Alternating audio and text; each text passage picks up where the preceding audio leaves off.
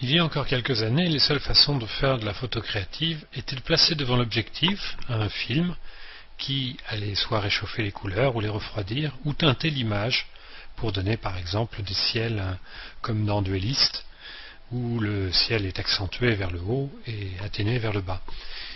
Et bien maintenant, avec la photo numérique, tout cela est terminé, puisque le film, nous allons le placer après le développement de la photo dans Photoshop. Ici, vous avez un réglage qui s'appelle Image, Réglage, Filtre photo, qui va vous permettre de travailler vos images, soit pour changer la balance des couleurs, soit pour changer la température de votre image.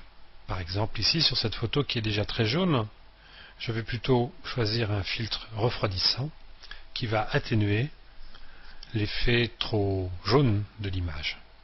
Je pourrais choisir des filtres parmi ceux qui sont présentés ici et indiquer ici avec quelle densité je veux que le filtre soit pris en compte.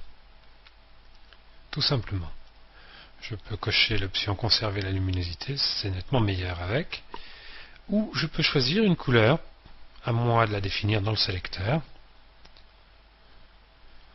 Par exemple, si celle-là me semble plus appropriée que celle de tout à l'heure.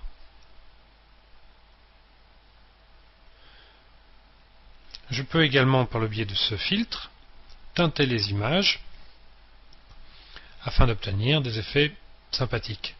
Je vais prendre par exemple à nouveau une teinte bleue.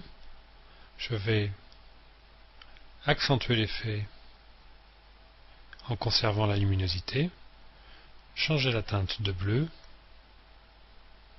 jusqu'à trouver une couleur dont la densité me convient.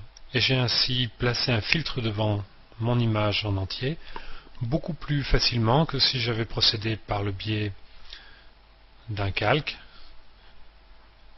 d'un remplissage couleur et d'un mode de fusion.